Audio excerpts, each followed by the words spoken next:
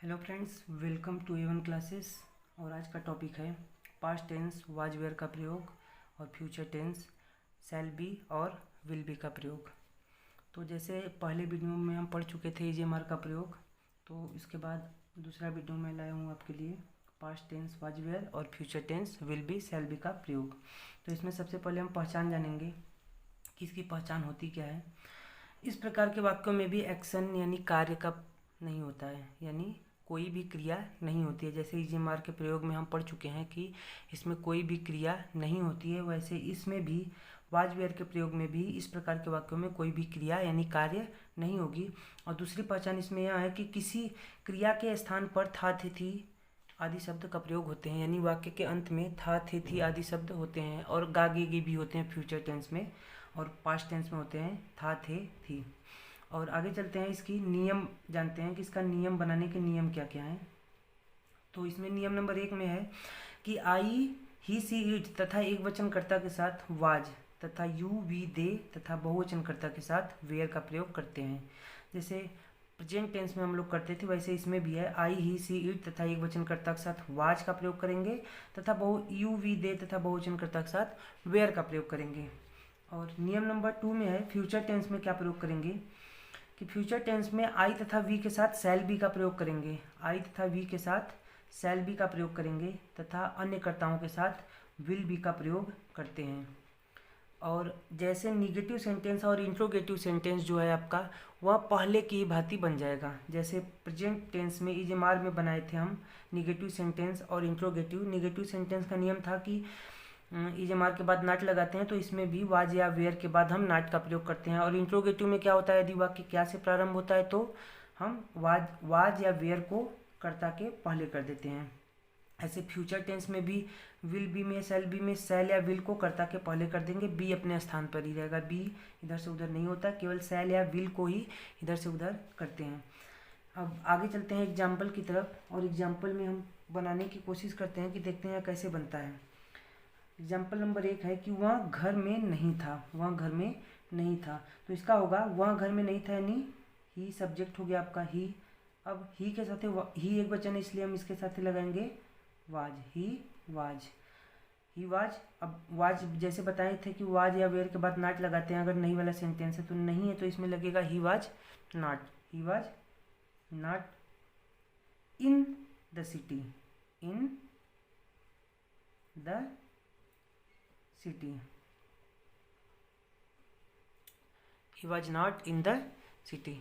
ऐसे ही हम अगला बना रहे हैं कि अटल बिहारी भारत के प्रधानमंत्री थे।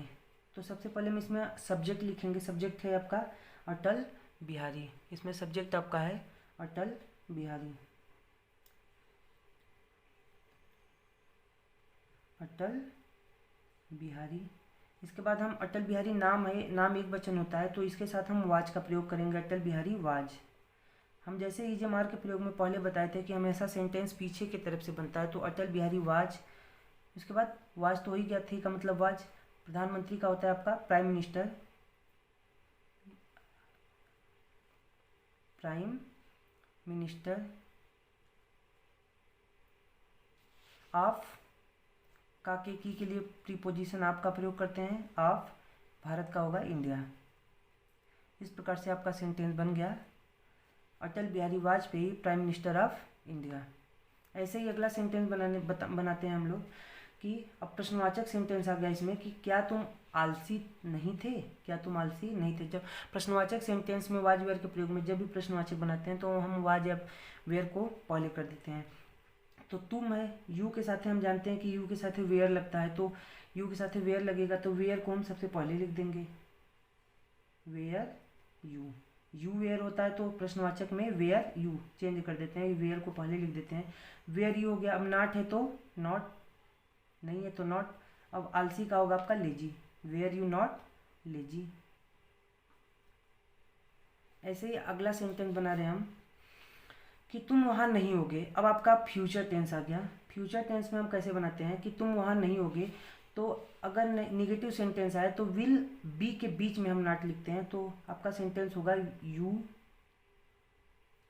यू के साथ हम जानते हैं कि आई वी के साथ ही केवल सेल लगता है, बकिया सभी सेंटेंस का थे विल भी लगता है, तो हम इसमें लगाएंगे यू विल नॉट, नॉट के बाद ही आपका लगेगा be, we you will not be, वहाँ का होगा आपका there, you will not be there, you will not be there. इस प्रकार आपका अगला सेंटेंस है, क्या लड़कियां अपनी कक्षा में होंगी, क्या लड़कियां अपनी कक्षा में होंगी। तो यह भी आपका प्रश्नवाचक है और फ्यूचर टेंस में है, तो फ्यूचर टेंस में है तो लड़कियों के साथ हम जानते हैं फ्यूचर टेंस में आई वी के साथ केवल शैल बी का प्रयोग होता है, अन्य बकिया अन्य सभी कर्ताओं के साथ विल बी का प्रयोग होता है। तो हम इसमें लाएंगे आपका विल, सबसे पहले ला देंगे विल, उसके बाद लड़कियां की अंग्रेजी होगी will girls, will girls.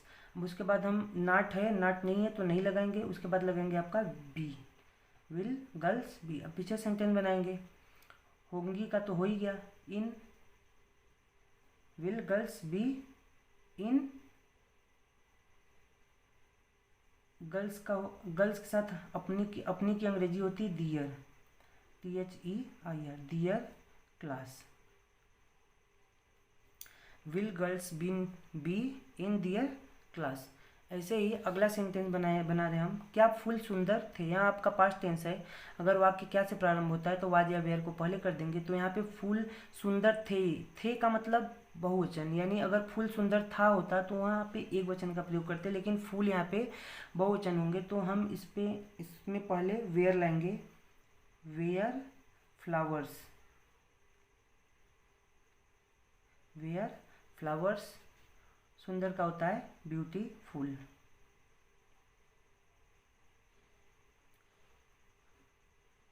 Beautiful. इस प्रकार आपका सेंटेंस, प्रश्नवाचक वाक्य में हमेशा प्रश्नवाचक चिन्ह लगाते हैं। इस प्रकार आपका सेंटेंस बन के तैयार हो गया। हम आज सीखें वाज वेयर और विल बी शैल बी का प्रयोग।